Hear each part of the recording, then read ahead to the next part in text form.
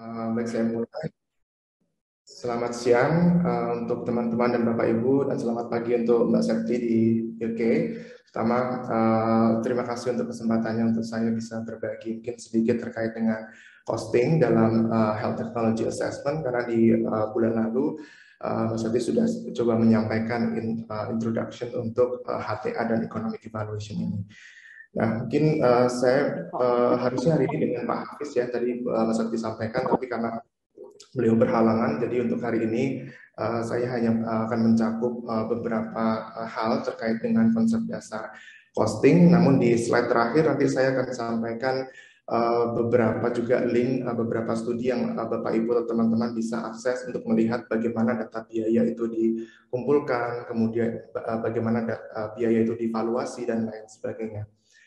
Nah, saya mulai dengan slide yang disampaikan oleh Mbak Septi di bulan lalu, bahwa HTA atau Economic Evaluation itu adalah sebuah analisis komparasi membandingkan beberapa alternatif treatment atau intervensi untuk kita di akhir mengetahui alternatif yang mana atau intervensi yang mana yang dapat kita anggap sebagai pilihan yang paling worth it untuk bisa dimasukkan dalam paket manfaat JKN dalam konteks Indonesia. Nah, di sini ada dua parameter utama untuk melakukan studi HTA tersebut, yaitu biaya dan juga outcome atau effectiveness itu sendiri dari intervensi maupun treatment. Nah, bicara tentang costing, sebetulnya peruntukannya itu sangat luas ya spektrumnya. Ada yang digunakan untuk keperluan planning atau budgeting, kemudian untuk analisis efisiensi dan lain sebagainya. Namun yang akan kita diskusikan hari ini terbatas hanya pada costing yang tujuannya menjadi bagian dari parameter evaluasi ekonomi untuk HTA itu.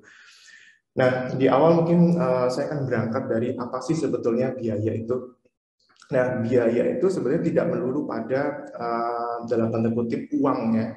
Karena by definition, cost itu adalah setiap pengorbanan atau sumber daya yang kita keluarkan untuk menghasilkan suatu barang dan jasa gitu, atau dalam konteks ini misalnya sebuah layanan kesehatan atau produk obat dan lain sebagainya, dan itu tidak terbatas pada uang itu, bisa jadi seperti waktu, kemudian produktivitas yang hilang dan lain sebagainya, itu menjadi bagian dari cost yang akan masuk dalam sebuah evaluasi ekonomi di sini. Atau tadi saya sampaikan dalam konteks HTA, ini kalau di bulan lalu Bu Sakti sampaikan health technology itu bukan hanya terkait dengan, kalau teknologi mungkin konotasinya lebih kepada alat ya, tapi juga bisa berarti obat, kemudian prosedur, kemudian screening dan lain sebagainya. Nah, cost itu sendiri adalah segala input atau sumber daya yang kita keluarkan untuk bisa memberikan suatu intervensi atau layanan tersebut. Nah, ini by definisi kurang lebih seperti itu. Nah, namun ada concern terkait dengan apa sih biaya finansial dan juga biaya ekonomi seperti itu. Nah, dalam beberapa analisis atau studi, memang contoh misalnya kalau di rumah sakit kita menghitung berapa biaya untuk satu layanan rawat jalan, biasanya yang dihitung adalah financial cost, atau bahasa sederhananya adalah apa yang tercatat dalam buku neraca keuangan kita, itulah yang kita hitung. Artinya historical spending itu yang kita telusuri, kemudian kita hitung berapa sih kira-kira satu episode pelayanan rawat inap misalnya, atau satu kali rawat jalan, berapa rata biaya yang kita bisa usulkan sebagai dasar penetapan rate untuk reimbursement seperti itu. Nah, itu financial cost. Nah, tapi kalau kita bicara economic cost, ada concern di mana kita memperhatikan isu opportunity cost atau biaya peluang. Atau kalau saya coba ambil satu analogi, misalnya saya punya uang 1 miliar gitu ya. Nah, saya pilih untuk menggunakan uang tersebut untuk masuk ke deposito misalnya dengan bunga kurang lebih ya 3,5–4% per tahun gitu. Atau saya akan gunakan uang itu untuk apa misalnya bisnis bikin pom bensin ini misalnya kayak gitu. Ada resiko memang ada loss, tapi juga ada resiko peluang untuk untung seperti itu. Nah, singkat cerita misalnya saya mengambil opsi deposito gitu ya, karena mungkin saya bukan risk taker. Nah, second best choice itu atau tadi ya bisnis itu adalah biaya peluang saya gitu. Jadi ketika saya memilih mengalokasikan uang saya untuk deposito dengan bunga katakanlah 3,5% atau 35 juta per tahun misalnya, saya akan kehilangan peluang untuk bisa mendapatkan return lebih tinggi kalau saya memakai uang itu untuk bisnis kayak gitu. Itu opportunity cost. Biaya peluang yang hilang ketika kita memilih mengalokasikan apa ya biaya yang kita miliki untuk satu intervensi yang lain atau satu alternatif yang lain.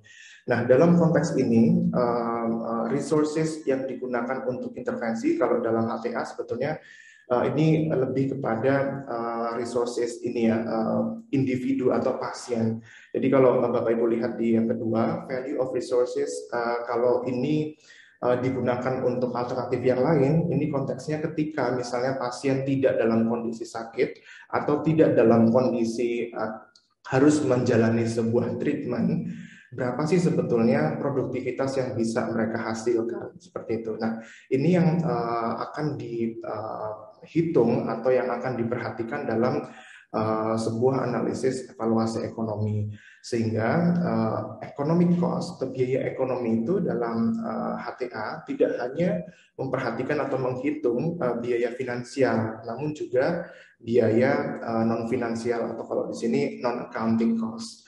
Nah, jadi itu kurang lebih perbedaan economic cost dan juga financial cost. Nah, ini beberapa termin umum ya, karena beberapa mungkin ada perbedaan penggunaan atau salah persepsi bahwa cost dan tarif atau charge itu adalah satu hal yang berbeda ya. Jadi kalau kita bicara tentang cost atau biaya, artinya kita berangkat dari perspektif supplier atau provider. Artinya berapa sih sebetulnya biaya aktual yang kita keluarkan untuk bisa menghasilkan satu layanan tertentu. Misalnya untuk layanan rawat jalan, layanan rawat inap, dan lain sebagainya. Tapi kalau kita bicara tentang tarif atau price atau charge, artinya kita bicara dari perspektif payer. Dari siapapun itu, misalnya kalau dia punya asuransi, artinya payernya adalah insurance atau BPJS misalnya. Tapi kalau dia bayar dengan kantong sendiri, artinya payernya adalah pasien. Nah, dengan demikian artinya antara cost dan price atau tarif biasanya ada selisih gitu atau margin. Kalau di fasilitas kesehatan swasta, entah itu rumah sakit atau misalnya klinik, saya bisa bilang sebagian besar pasti charge atau tarifnya ini di atas cost gitu, karena untuk mengakomodir tadi profit margin untuk menjaga sustainability keuangan mereka. Tapi dalam konteks layanan kesehatan publik di Indonesia, khususnya kita bisa bilang puskesmas atau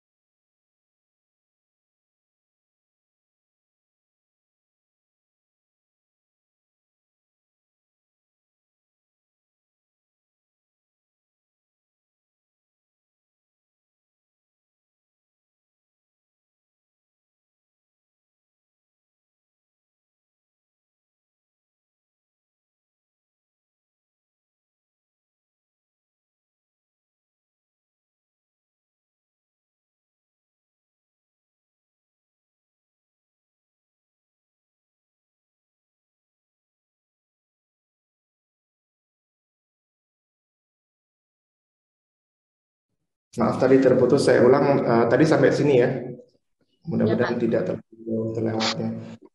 Oke. Bentar. Ya, tadi saya kira saya berhenti sampai di Perda ya. Kalau teman-teman mungkin merujuk pada beberapa Perda, misalnya tarif untuk rawat jalan di puskesmas itu mungkin lebih rendah dari biaya aktualnya gitu, karena ada komponen subsidi di situ seperti itu. Jadi kurang lebih seperti itu ya perbedaannya antara cost dan tarif atau charge. Nah, reimbursement itu biasanya ada di antara cost dan charge tadi gitu. Kalau kita ambil contoh misalnya di Permenkes berapa 52 2016 ya tentang tarif uh, layanan JKN terakhir, saya bisa bilang sebagian besar itu bisa ada di antara cost dan tarif rumah sakit atau klinik itu. Ya, mungkin pasti ada yang underrated atau overrated, tapi tidak akan besar porsinya. Jadi reimbursement tadi tujuannya untuk dapat mengkompensasi biaya aktual tersebut, tapi besarannya bisa dinegosiasikan biasanya. Seperti yang disampaikan di poin 2 bahwa untuk skema-skema asuransi dengan skala besar, contohnya untuk Medicare di Amerika misalnya atau JKN di Indonesia, biasanya skema yang terjadi itu karena ada ini ya purchasing power yang cukup besar dari pemerintah atau BPJS Kesehatan karena sifatnya monopsoni. Monopsoni ini begini, kalau monopoli itu kan penjualnya satu, pembelinya banyak seperti itu. Jadi dia punya market power besar untuk menentukan berapa harga yang dia jual. Tapi kalau monopsoni ini kebalikannya, yang menjual layanan banyak, ada ribuan rumah sakit, ribuan puskesmas dan klinik, tapi yang purchasernya satu, BPJS Kesehatan. Nah, dalam kondisi seperti ini, BPJS Kesehatan yang dalam konteks saat ini, Kementerian Kesehatan yang menentukan tarif, ini memiliki market power untuk menentukan berapa tarif yang ditetapkan untuk membeli layanan-layanan tersebut. Jadi ini kurang lebih konteks bagaimana dari posting tersebut kemudian digunakan sebagai bagian dari parameter dalam evaluasi ekonomi untuk menjadi bagian dari penentuan paket manfaat sampai ke tarif atau reimbursement rate. Nah, ini kita sekarang masuk ke tahapan cost analysis.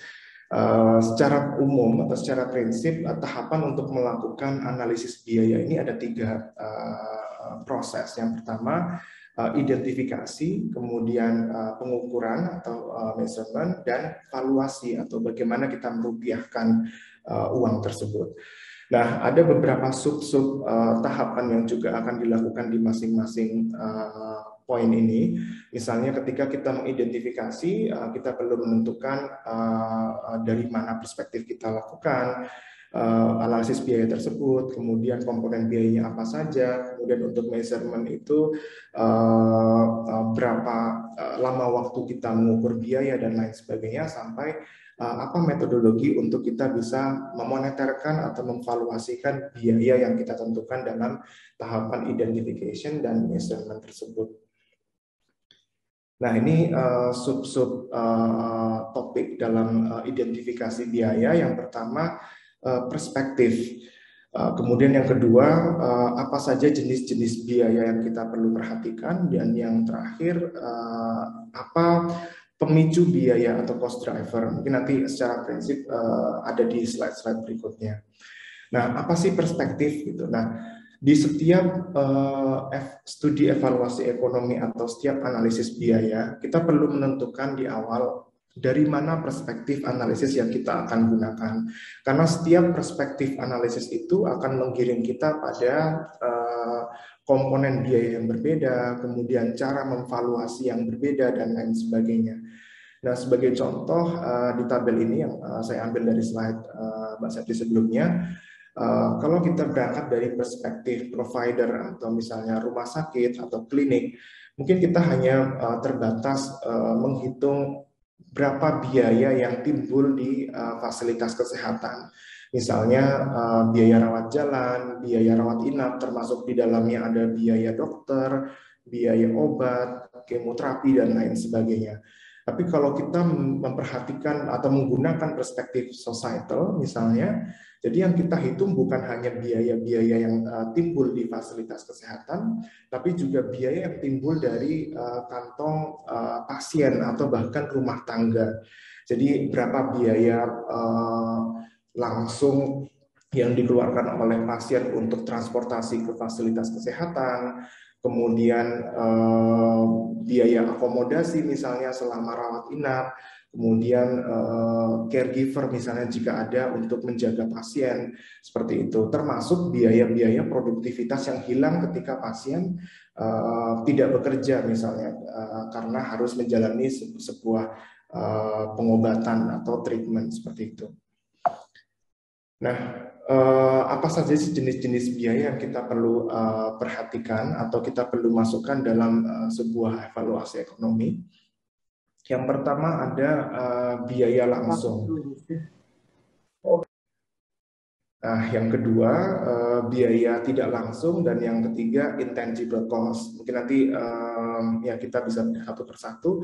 Untuk direct cost atau biaya langsung ini secara prinsip ada terbagi menjadi dua ya. Atau sebenarnya ada satu lagi di indirect cost ya. Direct non healthcare cost itu lebih kepada biaya yang muncul dari kantong pasien untuk ini ya, untuk terkait dengan layanan kesehatan, misalnya bagaimana pasien dari rumah ke rumah sakit atau ke klinik, itu terkait dengan transportasi, kemudian akomodasi untuk caregivernya, misalnya suami atau istri atau orang tua yang menjaga pasien, mereka perlu tinggal di rumah singgah misalnya, berapa biaya untuk akomodasi. Kemudian jika diperlukan biaya-biaya suplemen misalnya, nah itu masuk dalam non healthcare cost. Atau biasanya pada saat ya beberapa studi sebelumnya di Bali misalnya, ketika pasien itu sakit ada biaya sesaji misalnya.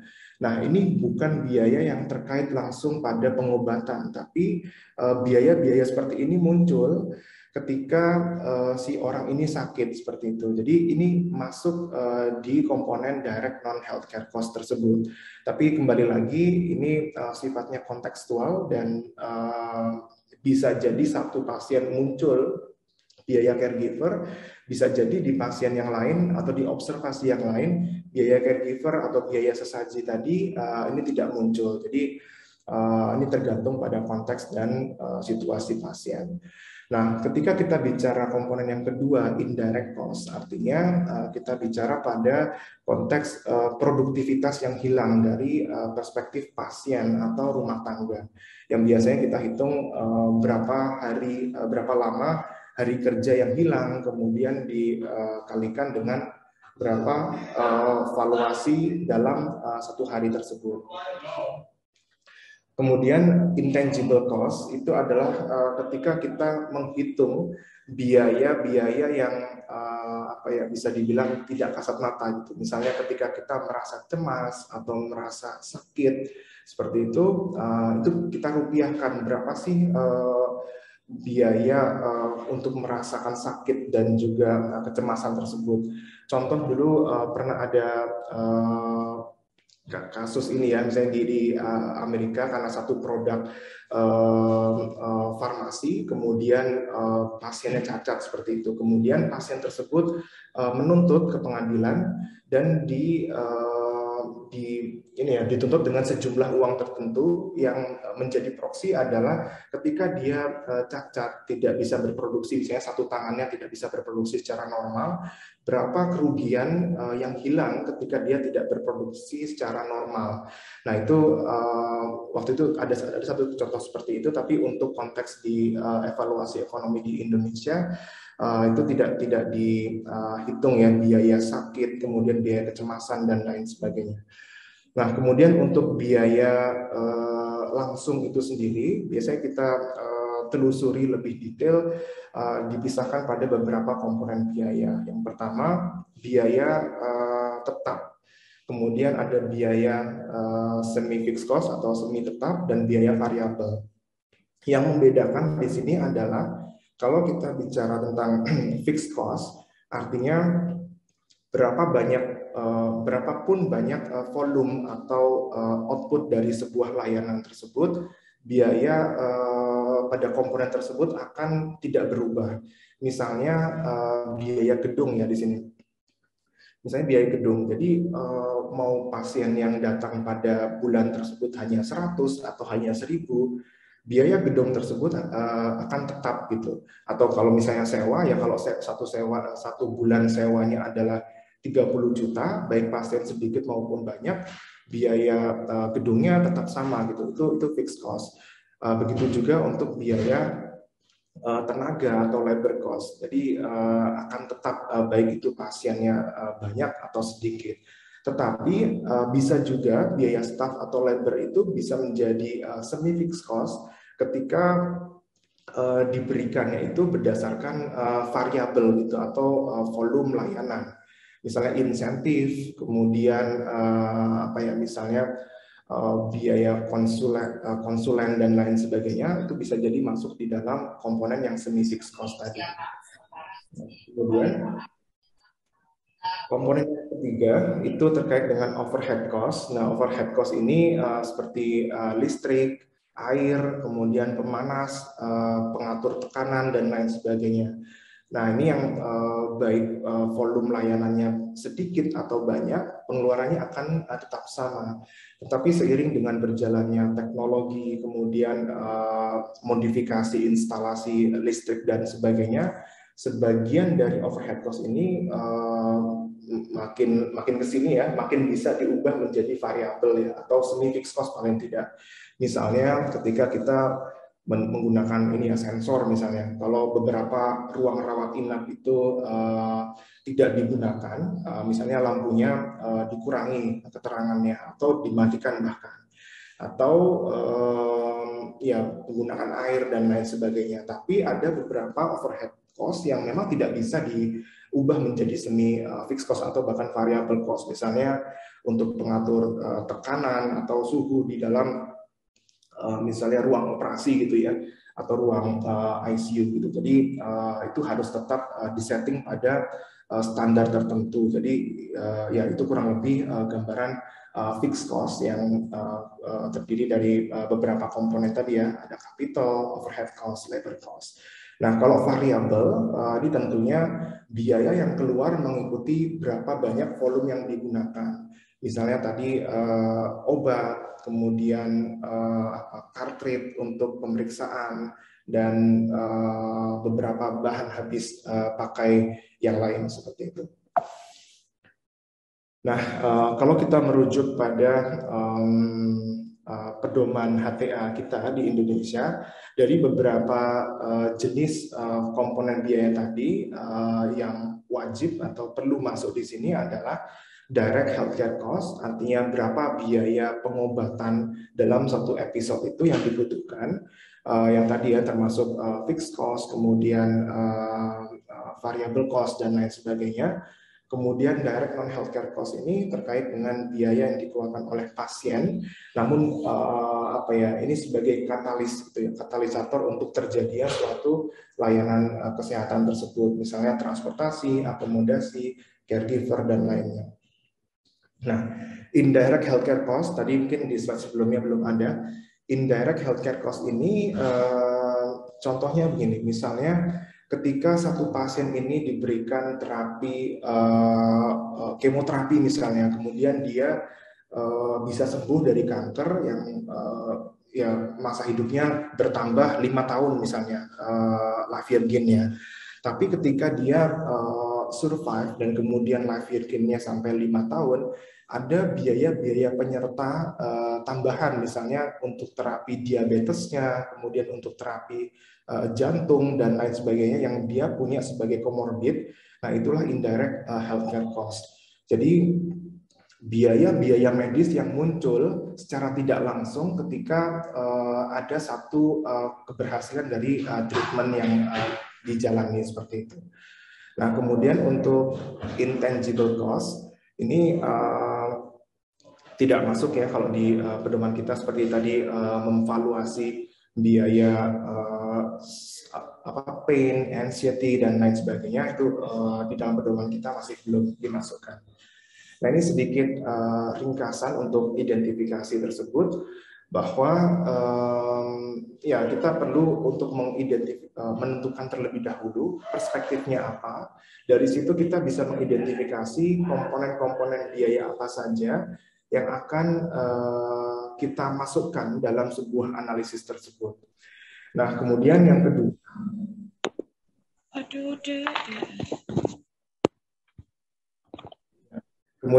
kedua, di sini dimasukkan expert panel. Ini fungsinya penting ya dalam proses identifikasi ini karena ada dua konteks. Misalnya jika kita melakukan evaluasi pada terapi yang ada saat ini, fungsi dari expert panel review ini untuk meninjau apakah komponen-komponen atau item biaya yang kita masukkan itu sudah sesuai dengan standar terapi atau tidak. Contoh misalnya pada saat dulu dengan Mbak Septi dan Mbak Levina pernah melakukan studi untuk obat colorectal cancer.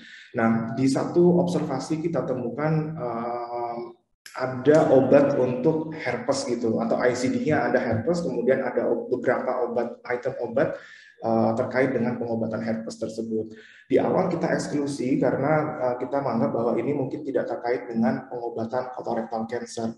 Tapi kemudian dalam expert panel review disampaikan bahwa salah satu efek samping dari pengobatan colorectal cancer tersebut, khususnya adjuvant terapi yang kita fokuskan, itu adalah penurunan imun tersebut gitu. Jadi herpesnya itu bisa jadi kambuh atau reaktif kayak gitu, sehingga perlu treatment tersebut untuk dimasukkan dalam analisis. Jadi karena ini merupakan satu pengobatan yang terkait dengan atau sebagai akibat dari pengobatan yang kita analisis tadi atau colorectal cancer-nya tersebut. Nah, itu kalau kita melakukan evaluasi pada treatment yang saat ini berjalan. Nah, lebih penting lagi, expert panel review ini dilakukan ketika kita melakukan evaluasi pada intervensi atau layanan yang belum dilakukan, atau kita mengevaluasi intervensi baru atau treatment baru. Jadi yang kita diskusikan dengan expert panel tersebut adalah cost driver-nya gitu, atau pemicu biaya untuk bisa terjadi satu intervensi tersebut. Misalnya diperlukan pemeriksaan apa saja, diperlukan obat apa saja, untuk monitoring berapa kali dalam setahun dan lain sebagainya. Nah, dari masing-masing item tersebut kita bisa gunakan unit price-nya atau rujukan biayanya itu dengan normatif cost gitu, atau kita bisa merujuk pada berapa standar yang sudah ada. Misalnya untuk pemeriksaan CD4 berapa biaya standarnya, misalnya seperti itu. Itu untuk beberapa intervensi baru. Nah, kemudian di akhir kita jumlahkan semua biaya pada komponen tersebut untuk bisa mengetahui berapa unit cost dalam satu intervensi tersebut untuk memperkenalkan satu treatment baru atau intervensi baru tersebut. Ya, kurang lebih itu mungkin gambaran perlunya expert panel dalam identifikasi biaya tersebut. Nah, kemudian yang kedua terkait dengan pengukuran biaya atau measurement. Apa saja sih concern yang ada dalam pengukuran ini? Yang pertama, bagaimana khususnya untuk non-market items itu biaya-biaya bisa divaluasikan. Ini misalnya tadi yang saya sebutkan seperti productivity loss, kemudian time horizon-nya berapa lama, periode kita mengukur biaya, apakah satu episode itu sekitar 6 bulan, atau 1 tahun, atau justru sampai lifetime gitu, sampai pasien tersebut meninggal. Jadi berapa lama biaya ini diukur, ini sangat menentukan ya berapa besaran biaya nanti yang akan dibandingkan. Kemudian ya bagaimana healthcare cost atau yang tidak terkait misalnya apakah komponen-komponen yang indirect tadi dimasukkan dan lain sebagainya, itu nanti bagaimana diukurnya. Misalnya tadi kalau kita menentukan indirect healthcare cost itu dimasukkan, bagaimana kita mengukur komorbiditas yang muncul karena suatu pengobatan tertentu misalnya. Jadi ini masuk dalam komponen measurement. Nah, sebagaimana konsep ekonomi secara umum, kalau di kurva supply dan demand itu kan selalu ada P dan Q ya, quantity dan juga price. Begitu juga saat kita menghitung cost tersebut, kita perlu tahu berapa banyak jumlah obat yang digunakan misalnya, atau kalau contoh tadi inpatient dan outpatient dalam satu episode atau dalam satu cycle misalnya 3 bulan, berapa rawat jalan yang dilakukan dalam satu cycle tersebut. Misalnya sebulan sekali, artinya 3 kali dalam satu cycle seperti itu. Kemudian unit price ini tadi belum saya sampaikan perbedaan unit price dan unit cost. Jadi unit price itu adalah besaran rupiah untuk setiap satu item komponen biaya. Misalnya contoh tadi kalau saya sebutkan pemeriksaan X berapa rupiah, kemudian untuk obat Y itu berapa rupiah dan lain sebagainya. Nah, untuk masing-masing komponen itu kita sebut sebagai unit price. Sedangkan total dari semua komponen tersebut, nah itulah unit cost dari satu intervensi tadi. Jadi costing tadi kita memperhatikan berapa quantity atau berapa frekuensi dari masing-masing komponen biaya tersebut dalam satu periode yang kita ukur dikalikan dengan harga satuannya. Nah ini tadi terkait dengan time horizon ya, seberapa lama biaya tersebut kita ukur, apakah dalam satu episode pengobatan, apakah dalam 1 tahun atau 5 tahun atau lifetime sepanjang lama hidup pasien misalnya. Nah ini yang terakhir tentang valuasi. Kalau tadi disebut unit price, nah di valuasi ini adalah bagaimana kita bisa menentukan nilai dari unit price tersebut. Sebagai contoh misalnya saya ambil biaya untuk outpatient gitu ya. Nah, biaya outpatient itu berapa rupiah bisa ditentukan dari 2 pendekatan ini. Bisa top down costing atau bottom up costing. Kalau by definisi Bapak Ibu atau teman-teman bisa membaca di sini, tapi mungkin secara praktis saya bisa contohkan dalam figur ini. Kalau kita berangkat dari pendekatan top down, artinya kita berangkat dari berapa sih biaya operasional rumah sakit dalam 1 tahun untuk semua intervensi atau semua layanan seperti itu. Nah, sebagai contoh misalnya total cost-nya 1 miliar gitu ya. Nah, kemudian kita coba alokasikan 1 miliar itu pada beberapa unit atau departemen yang sifatnya cost center gitu. Mungkin dalam sesi ini tidak cukup untuk kita bisa diskusikan terkait macam-macam top down approach ya, tapi secara prinsip ada yang namanya cost center dan ada yang namanya revenue center seperti itu. Ya, jadi di dalam alokasi ini kita akan membagi pada departemen-departemen yang menyerap biaya-biaya operasional tersebut gitu. Contohnya misalnya departemen rawat jalan, departemen rawat inap, kemudian ada departemen bedah misalnya dan lain sebagainya. Nah, singkat cerita misalnya untuk rawat jalan tadi dia menyerap sekitar 10% dari total biaya operasional rumah sakit. Jadi sekitar berapa? 100 juta misalnya ya. Nah, katakanlah dalam 1 tahun ini total kunjungan rawat jalan di dalam klinik tersebut atau rumah sakit tersebut sekitar 1.000 seperti itu. Jadi 100 juta dibagi total outputnya 1.000, jadi 1 kali outpatient atau rawat jalan di fasilitas kesehatan ini adalah sebesar 100.000. Itu unit cost untuk rawat jalan.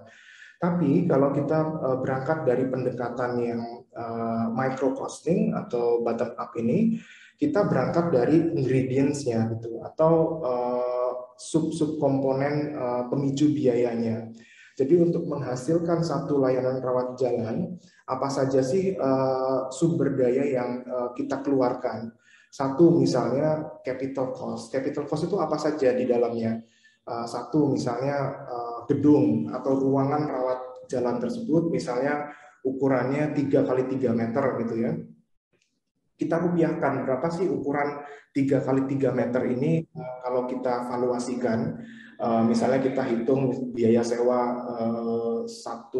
seluruh gedung itu berapa, kemudian kita alokasikan 3 kali 3 meter terhadap semua luas gedung itu berapa rupiah. Kita ketemu biaya gedung misalnya atau biaya ruangan rawat jalan. Kemudian biaya bednya, satu tempat tidur untuk satu pasien itu berapa kita butuhkan biaya dalam satu perawatan dan lain sebagainya. Untuk biaya labor juga seperti itu, biaya dokternya, kemudian biaya perawat dan lain sebagainya kita hitung per satuan pasien yang berkunjung. Bisa kita hitung per satuan menit atau per satuan kunjungan, itu tergantung bagaimana pendekatan valuasi yang kita gunakan. Kemudian terakhir biaya material, ini yang tadi di slide sebelumnya ada tentang obatnya, BMHP dan lain sebagainya. Jadi kurang lebih ini bagaimana kita menghitung atau memvaluasikan biaya tersebut. Nah, kemudian bagaimana kita menghitung biaya yang sifatnya non-market. Nah, contohnya yang tadi ya, productivity loss atau biaya produktivitas pasien yang hilang karena sakit atau karena menjalani sebuah pengobatan. Nah, ada dua pendekatan yang paling umum digunakan. Ini human capital approach dan friction cost approach. Jadi yang membedakan dari dua pendekatan ini adalah time periodnya sebetulnya. Kalau human capital approach itu kita mencoba untuk menghitung berapa berapa lama waktu yang hilang dari pasien tersebut atau caregiver-nya termasuk ketika pasien tersebut sakit. Nah, berapa hari yang hilang tersebut kita kalikan ke market wage rate gitu, atau apa ya kalau kita bilang upah minimum lah, standar upah minimum per hari atau per jam seperti itu. Nah, tapi yang kita gunakan dalam human capital approach itu adalah kita mengasumsikan bahwa seluruh episode perawatan itu kita hitung secara utuh. Namun kalau di friction cost method yang kita hitung adalah selama pasien tersebut belum digantikan oleh pegawai yang baru gitu. Contoh misalnya ketika saya sakit, selama misalnya kalau periode satu episode perawatan itu adalah 6 bulan. Nah, ketika saya sakit selama 3 bulan, nah kemudian setelah 3 bulan ada satu staf baru yang menggantikan posisi saya. Jadi yang dihitung di sini dalam friction cost method adalah 3 bulan pertama tadi, ketika tidak ada orang yang menggantikan produktivitas saya di kantor saya misalnya. Tapi ketika ada orang yang masuk untuk menggantikan produktivitas saya, nah ini tidak lagi dihitung dalam friction cost method tadi. Itu yang dinamakan friction period. Nah, dalam beberapa studi memang human capital approach ini lebih mudah digunakan, tapi ada potensi overestimasi gitu, karena dia menghitung satu kesatuan episode tadi ya, meskipun sudah ada yang menggantikan di labor force itu tersebut. Nah, kalau di friction cost memang mungkin lebih akurat menghitung produktivitas yang hilang, tapi cara mengukur atau data yang tersedia untuk menghitung shifting dalam labor force itu juga menjadi satu hal yang sulit ya di beberapa negara, khususnya di negara berkembang seperti Indonesia. Nah, ini ya sedikit ringkasan untuk valuasi, bahwa metode mana yang digunakan untuk valuasi sebetulnya tidak akan berdampak khusus pada hasil evaluasi ekonomi selama itu konsisten gitu. Karena ketika pendekatan yang digunakan untuk satu intervensi dan intervensi yang sama, ya sebetulnya tidak akan ada perbedaan yang signifikan, kecuali yang membedakan adalah item dari intervensi tersebut seperti itu. Jadi valuation method ini lebih pada pilihan dan tergantung pada pertanyaan kebijakan yang ingin dijawab. Kemudian yang kedua, untuk beberapa negara maju ya khususnya, dia sebetulnya sudah memiliki menu costing untuk bisa mengkonversi dari charge ke cost gitu. Jadi kalau kita sekarang di beberapa rumah sakit punya standar tarif, standar harga, di beberapa negara, contoh Thailand, dia sudah punya menu perhitungan biaya untuk mengkonversi. Kalau tarifnya sekian, itu tarif cost aktualnya berapa sih kayak gitu. Tapi untuk menghasilkan cost to charge ratio itu perlu studi terutama dalam skala besar untuk bisa menghitung bobot tadi ya antara charge untuk ke cost tersebut. Kemudian ya untuk human capital approach ataupun friction cost, nah ini kembali lagi tergantung pada pedoman HTA di negara tertentu ya. Kalau untuk Indonesia kita memang masukkan productivity loss valuation itu, tapi pendekatan yang mana yang akan digunakan ini masih belum terlalu clear ya, dan bagaimana untuk menggunakannya, karena kembali lagi karena beberapa negara berkembang seperti Indonesia khususnya, di mana porsi informal workers itu lebih besar, maka mengukur shifting di labor force itu cukup sulit ya. Jadi bagaimana productivity losses ini dihitung atau divaluasi ini menjadi concern juga dalam sebuah studi HTA. Nah, ini yang terakhir terkait dengan discounting, bahwa ya nilai uang saat ini dan masa depan itu tentu akan berbeda ya. Dan contoh misalnya kalau saya ingin kasih Bapak Ibu uang 10 juta, mau saya kasih saat ini atau 5 tahun ke depan, pasti sebagian besar akan memilih dikasih sekarang gitu. Karena nilai 10 juta di 5 tahun mendatang bisa jadi tidak akan sebesar yang nilai saat ini seperti itu. Begitu juga dengan program kesehatan seperti itu. Di mana kalau kita tidak memasukkan concern terkait dengan discounting atau time preference ini, kita akan cenderung untuk menunda intervensi seperti itu. Mungkin analoginya lebih mudah saya jelaskan dalam tabel ini, contoh ya. Misalnya kalau kita hanya menerapkan discounting hanya pada biaya, bukan pada outcome-nya, nah yang terjadi adalah pada paradoks dalam tabel ini. Sebagai contoh, Bapak Ibu bisa lihat di sini, pada tahun pertama atau year 0 di sini, biayanya adalah $100. Kemudian life year gains-nya 10 seperti itu. 10 tahun. Kemudian cost per effectiveness atau cost per outcome-nya adalah cost dibagi 10 tadi. Jadi 10 seperti itu. Tapi kalau kita menerapkan discounting hanya pada cost, kita bisa lihat cost-nya terus turun dari year 1 dan year 2. Dan jika kita tidak menerapkan discounting pada outcome atau effects, seolah-olah efeknya di situ tetap konstan 10 10 10 seperti itu. Nah, alhasil di bawah Bapak Ibu teman-teman bisa melihat cost per effectiveness di situ semakin lama semakin kecil gitu. Di tahun kedua dia 9,52, tahun ketiga dia 9,07.